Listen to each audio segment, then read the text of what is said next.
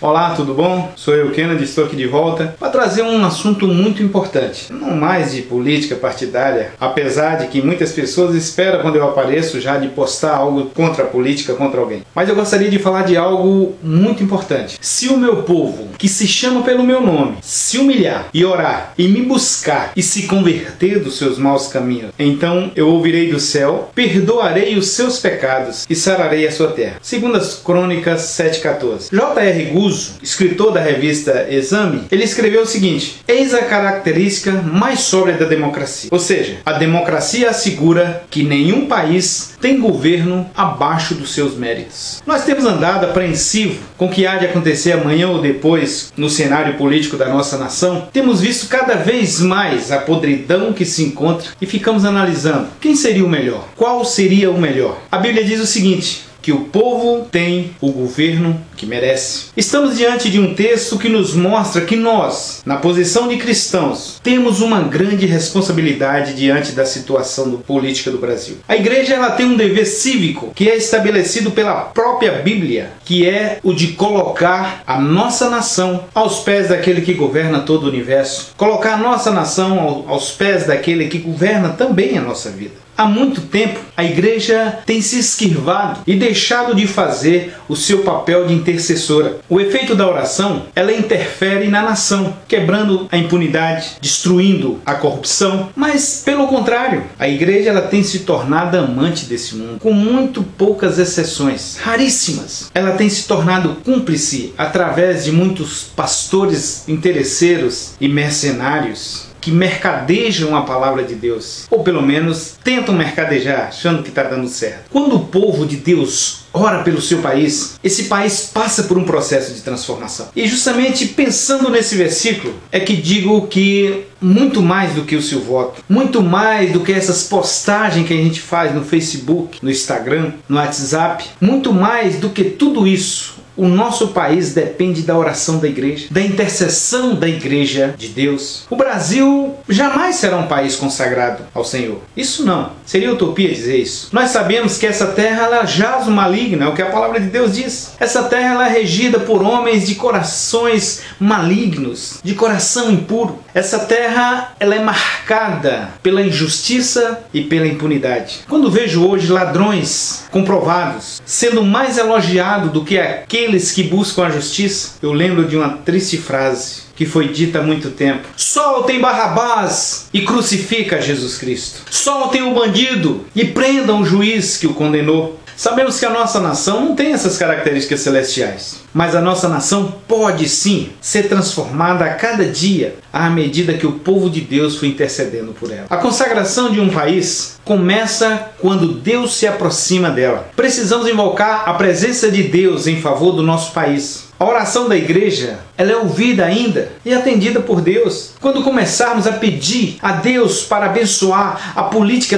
dessa nação, Deus fará mudanças profundas. Quando começarmos a pedir a Deus para mudar esse cenário político, vai acontecer. Porque a sua oração, meu querido, a minha oração, ela pode muito em seus efeitos. A igreja às vezes só ora pela nação quando essa está passando por uma grande catástrofe, quando está passando por uma situação muito crítica. Quando ora, Deus está atento ao nosso clamor. A verdade é essa. Porque Ele é o Emanuel, é o Deus conosco, o Deus presente, o Deus que se interessa sim por nossas causas, o Deus que se interessa sim pelo nosso país, por que não? O Deus que se interessa sim para que esse lugar seja um lugar mais justo de se morar. Deus quer abençoar o Brasil, mas Ele espera uma intervenção do seu povo em oração. Não há solução que o homem possa resolver, mas só a igreja do Senhor através da intercessão. Sabemos que muitas coisas mudaram em nosso país, é verdade. Muitas coisas melhoraram nesses últimos anos e digo sem medo de errar que muitos desses acontecimentos, dessa mudança, não é fruto desse governo ou de outros governos passados que estão no poder, mas ela é fruto de milhares de crentes, de homens e mulheres que ainda dobram seus joelhos clamando pela intervenção divina. Temos que orar como igreja, temos que interceder e jamais depositar nossa esperança em homens ou mulheres que assumiram o poder nesse país. A igreja precisa entender que ao nosso lado temos aquele que reina sobre tudo